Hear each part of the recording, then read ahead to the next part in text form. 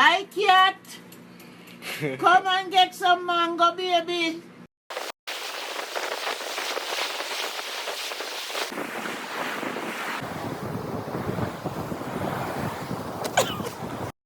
One, two, 1, 2, 3.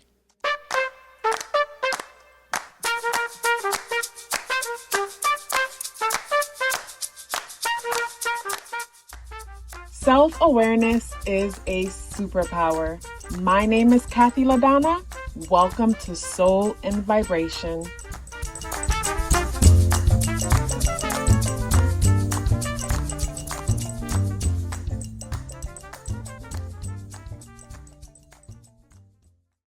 I hope the free thinkers are doing well. And if you're not doing well, I'm happy to remind you that you are the most powerful person that you know.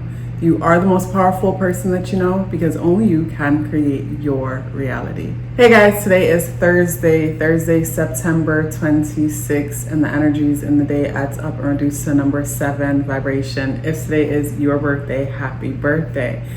The spirit animal guidance for today is the Panther energy in the reversal position.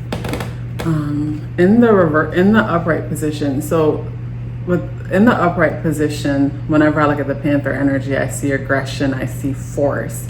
In the reversal position coming out, the thought that's coming to mind is how they say you could catch more flies with honey. That's the thought that's coming to mind when it comes to today's energy. And Mercury does enter into Libra today. Mercury, the planet of mind, representing our mind. For me, Mercury represents the matrix. For me, that means collective group thinking. When I think of the mind and Mercury and energy, I think about that saying, how nothing's new under the sun. And nothing new under the sun, because I think of like how every thought has been thought before for the most part. And I also think about, say, whenever we think to ourselves, especially negative thoughts and criticism, how those are thoughts that we inherited from somewhere. The criticism about ourselves, or even just the way how we see the world, that thought, that way of thinking came from somewhere. It was taught. It was a part of our programming. So when I think of like Mercury, the mind, I think of all of us being in a swimming pool, being in the same swimming pool, and we're all experiencing the same temperatures as the pool shifts different temperatures. And we have no control over the changing of the temperatures, but you have control over how you choose to perceive it. Meaning, when it comes to the mind and the different thoughts coming in and out, the way how we control that aspect of ourselves is by meditation, redirecting our attention to grounding things. Whether you're, say, grabbing your wrist, you can't pay attention to how it feels to grab your wrist and observe the sensation of doing the grabbing and the feeling of the grabbing and think at the same time. So instead of grabbing your wrist, you might bring your attention to your breathing. You might bring your attention to what it is that you're hearing, what it is that you're smelling. You bring your attention to the way how your clothes feel against your skin. You bring attention to your breathing. You bring attention to what's your surroundings. It's like whenever you bring your attention to observing something outside of you or even inside, whether it's our breathing or observing how things feel to us, the mind cannot think and observe at the same time. So when we bring our attention away from the mind, so it's not just thinking about everything, anything, and absolutely nothing at all, the mind becomes a channel where it's easier now for us to receive intuitive messages and guidance. And it's easy for us to tell the difference between an intuitive guidance or a message opposed to just a random thought. And through practice, bringing your attention to your breathing or your body. Like for me, I'm always scanning my body. Like I'm sitting in this chair. When I sit in this chair now, I put a blanket in the chair because I like how the blanket feels against my legs sitting in the chair, because after a while from sitting in the chair, the clothing, my clothing, and the fabric of the chair rub together and create these little lint balls. And I don't like the way how that feels against my skin. So for me, I'm always bringing my attention to my body, how something feels against my skin, bringing my attention to my breathing, scanning my body on the inside and out. So I'm always bringing my attention to the present moment. So it allows the mind to be more clear and thoughts to just flow in. So this is where the mind goes from a busy highway to a lonely dirt road when it comes to the thoughts coming in. Like if you practice it often enough, over time, you could become aware of the thoughts that are coming in, and it's just not so many to a person experience anxiety. And when it comes to today's energy, with the energies in the day adding up and reducing to the number 7 vibration, some truth needs to be understood about about something today. And with the day being the 26th, the 8 aspect of the number 26 could create this looping. It's where it's like, say something unpleasant happened yesterday and there's a certain aspect of it that you just keep thinking about over and over and over again. And with the number 6 energy in the 26, more than likely, whatever you're looping about and trying to get to the bottom of is definitely something material, because the number 6 and the number 8 energy deals with the material realm. So material as in more money, material as in status, titles, and things like that, definitely something material. And with Mercury, the planet of the mind, entering into Libra, Libra is ruled by Venus, and Venus is in Scorpio. So when I think of like Mercury moving into Libra today and Venus being in Scorpio, I think of some of us thinking about, say, someone thinking about their investments, their retirement funds, multiple streams of income, passive streams of income, how they could take more control of their world, of their situation, how they could have more control or take their power back in some way based on the way things are materially. Today's energy, Jupiter is the ruler of the day because Thursday is associated with Jupiterian energy. And Jupiter is in Gemini, and Jupiter in Gemini is a part of a T-square, and that's squaring Mercury and the Sun in Libra, and Saturn and Neptune in Pisces. Soon Jupiter will go in retrograde, and since Jupiter been in Gemini for the most part, it's been squaring Saturn, and I feel like that's actually a good thing. It's a good thing because a lot of things are happening, meaning with Saturn and Pisces, especially in retrograde, Pisces energy is such a dreamy energy where there's no structure, and Saturn slowing things down and in retrograde causing us to reflect creates more structure where that dreamy world is concerned. So this is where for some of us, you might notice that your dreams are more vivid, or you have a better understanding of them where before you didn't. You might notice that your intuition is stronger, or you're understanding it more, or you're more comfortable with it and not afraid of your intuition, where some people might be mediums and they're picking up on past life, and before they would be terrified, and the Saturn energy is slowing all that down. And then for others who are creatives, who are artists, Saturn energy slows things down and help us to be structured and organized in a way that we could materialize a dream into reality. But with Saturn and Pisces squaring Jupiter in Gemini, Jupiter energy in Gemini now, Gemini energy for me is like fast food.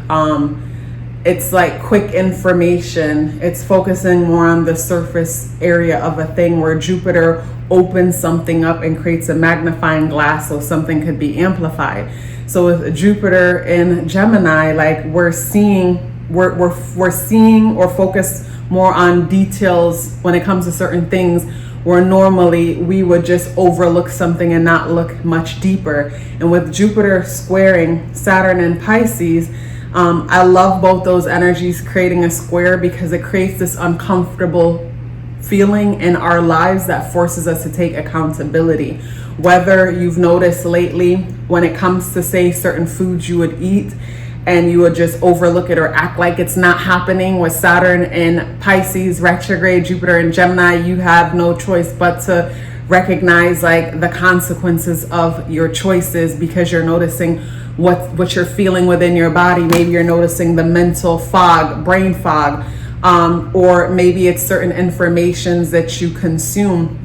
Like there's this channel that I like to watch on YouTube sometimes, and it's called like the Creepy Collective. I don't watch it all the time, but like they had this one video about cloning, and I thought it was so good. And there's this creepy introduction that they play at the beginning of the videos. It's almost like kids singing. It's so creepy. And the other night I woke up like at 2 in the morning, and I'm just laying there awake, and all of a sudden the creepy song starts playing in my mind, and I'm like, what the hell? In the song, it's like saying something like, I hope you can hear me, open the door, I just want to come in and play. And it's like, what the hell? But anyways, with Jupiter and Gemini squaring Saturn and Pisces, it's not just the food that we're paying attention to or noticing its effect on our creativity, on the way we express ourselves or how we hold ourselves back. We're also noticing the information that we're consuming and the people that we're associating ourselves with. And it's like forced to make better decisions when it comes to our consumption, whether it's food, information, or how we're surrounding ourselves. So with Jupiter and Gemini squaring Saturn in Pisces, I love that it's doing that. And then the rest of the T-square is Mercury and the Sun in Libra. So again, Libra energy, like Gemini energy, is social energy, but at the same time, you know, we're forced to take a closer look at the way we're relating to people and asking ourselves, like, is this a distraction or is it beneficial? When I think of like the square between Jupiter and Saturn and Pisces, it's like, I think of like the Strength card in the tarot, and with the challenge, it's almost like the person learning to tame the beast. And on the Strength card, it's a lady and a lion. And when it's in the positive upright position, you know, the lady is taming that beast, but I feel like the beast represents the energy inside of us, the part of us that takes control, and we lose ourselves to that aspect of us. For me, it's like the lack of discipline, where you'll say, I'm not going to eat that, and then something comes over you, and before you know, you're eating it, and you don't know how you got from saying I'm not going to eat it to now stuffing your face with it and can't stop stuffing your face with it. If that's the case, it might be something else for someone else. Maybe it's a gambling addiction. There's something that we all struggle with to a certain extent that sometimes overpowers us. And I feel like with the Jupiter and Gemini squaring Saturn in retrograde energy, you know, we're at a certain season where attention is going to that area of our lives, and it's helping us to be honest with ourselves and take accountability, like I said. And then that also paired up with Pluto retrograding in Capricorn, even though there's no aspects being made to that at the moment. Like, I love that because it puts us all in a position where we have to own the truth of who we are. Meaning that, say before, when certain things happen in the world and you don't know what's happening, because you don't know what's happening, you can't be held accountable because you didn't know. Where with these energies, what I love about them is that our eyes are wide open, and we're seeing and perceiving things. Even if there's a wool trying to be pulled over our eyes, we're seeing the truth. And it's like, from seeing the truth, we're forced to make decisions after. But we have to live with our decisions and take accountability for our choices. But we all get to see the truth. So it's like, I feel like with these energies, it's like we thought 2020 woke a lot of people up, but I feel like, you know, 2020 may have nudged some people, but I feel like these energies are pretty much peeling people's eyes wide open, and you can't unsee what you see when it comes to the tarot. So I have new cards. The card for today is the World card. And with the World card, it brings me to seasons and cycles. But I also like how in the World card, where it's like the World card to me would almost look like in this presentation, the World card would look like a stomach, and like the waters break into giving birth. Like, I've been looking at the cards, and this is the first time I'm seeing this way. When I look at the World card and the image in this card, and then think of like the energies in the day and everything, the World card brings me to entering into new seasons and cycles. And when I pair this energy with it and how it came out, it just brings me back to that thought where you could win more bees with honey. If you could catch more flies with honey or something like that, meaning you don't need an aggressive approach. And with the World coming out, it brings me to allowing nature to take its course, allowing nature to take its course. So when it comes to today's energy, there's definitely some deep reflection, even obsessing over certain thoughts, trying to understand something, or maybe there's insecurities about certain thoughts because you don't have certain things, or you're not in certain places. But with the World card, for me, I feel like it's like with the World card and the flow coming from the World and the way she's holding it, it brings me to, it's like that time, like it's not time yet. It's like a lot of us might find ourselves just feeling like we've been playing the waiting game forever. Like you're waiting for your package to be delivered.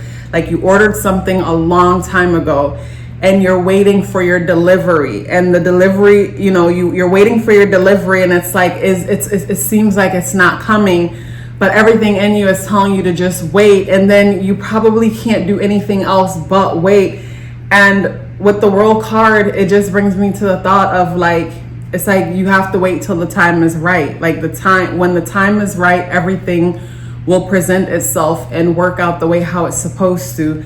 And in the meantime, we have to just learn to be patient and not stress ourselves over things we have no control over. Meaning some of us may have been intuitively guided to change a career path or make a major move in your life. And you made the move, you listened to your intuition, and it's like, or it's like you planted the seed and you're waiting and you've been watering the seed and you've done everything you can, but nothing's happening. And it's like, am I tripping to trust? But for most of us, or all of us, who say you made a major change in your world, I'm sure leading up to this major change, the universe has tested you with smaller changes, and you see things always pan out. Things always work themselves out. And I feel like those small changes, whether it's moving across the country or whatever investments you made in yourself, and you took a chance and you listened to your intuition and it eventually played out, it's like those were preparing you for this moment. So just be patient and just trust and just know. It brings me to the thought of the bamboo tree, where it's like, imagine you planted a bamboo in your yard, and every single day, your neighbors see you get up and water a certain spot in your yard for like 3 years and nothing happens in that spot. Of course, after a while, they'll start to think your ass is crazy, and you might think you're crazy too for watering this spot every day and nothing is happening. But with the bamboo tree and the way it works, it's like, you might water it for years or whatever, but once it starts growing, I think it's like it grows hundreds of feet in the matter of like weeks or months. So it's like, imagine you're watering the spot, nothing's happening for years, and then all of a sudden overnight, it's like it shoots up like 100 feet or something crazy like that. And then you look again and it's like so far up where it's like, oh my God, it happened overnight. And to everybody who drive by and see this huge tree that's like super high, that appeared to pop up out of nowhere, who didn't see you at 7 o'clock, 6 a.m. watering it every day, might feel like, oh my God, this happened overnight, because they didn't see you getting up every day and watering it and just being disciplined and making time to water it, even though nothing happened for a while. So I feel like, someone here have been investing in something, have been working on something. And I feel like when it comes to time, it's like it feels like the energy of time has it's frozen to a certain extent.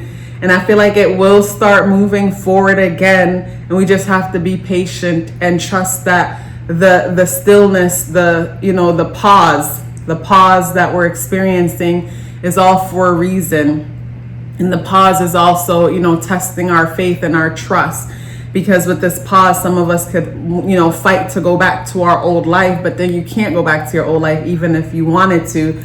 You just have to trust the process, keep moving forward. And in the meantime, with this pause, how could you add value to yourself, or some of the things to think about? So it's like when it comes to today's energy, there's some truth that you're trying to understand, that you're trying to make sense of, with Mercury entering into Libra today. While Mercury is flowing through Libra, the mind is in a space where we're trying to balance things out, and we're trying to figure out what's the best option, to the point that we will be frozen in place, straddling the fence, because it's like, if I go over there, I'm gonna miss out on over there, and if I go over there, I'm gonna miss out on over there. And it's like, you got to make a decision, because no decision is still a decision and a waste of time. So pull out your paper and your pencil, write out the pros and the cons, and make a choice. And if you don't like, if you don't like what you choose, make another one. Hey guys, I want to share with you 7 benefits of getting a numerology natal chart awareness coaching session. The first one is understanding your internal programming. The second one is becoming more clear about your purpose and passion. The third is setting goals for success. The fourth is awareness of strength and areas of improvement. And the fourth one was foundational for me, because whenever you're aware of your weaknesses, no one can use them against you. And when you're aware of your strengths, that makes you unstoppable. And that is why I say self-awareness is a superpower. The fifth benefit is removing obstacles. We first have to become aware of a thing in order to remove it in the first place. The sixth benefit is understanding relationship dynamics. We don't have to change the people in our lives. We have to become aware of ourselves and start from there, and everything changes. And the seventh benefit is upcoming transits, if that's something that you would like to look into because you're planning for something or you just want to be aware. So if you're interested in booking a numerology natal chart awareness coaching session or learning more about it, the link to book or the link to send me an email for questions are both within the description box below. If you'd like to check out my Patreon, where I share exclusive content, the link to check out what's happening on Patreon is in the description box below. It is always such a pleasure sharing these messages with you. Before you go anywhere, please let me know you're here with me by dropping me a purple heart in the comment box below. I would love to hear from you and look forward to seeing you tomorrow. Love yourself as if your life depended on it, because it does. Take care of yourself, and I look forward to seeing you in the next video.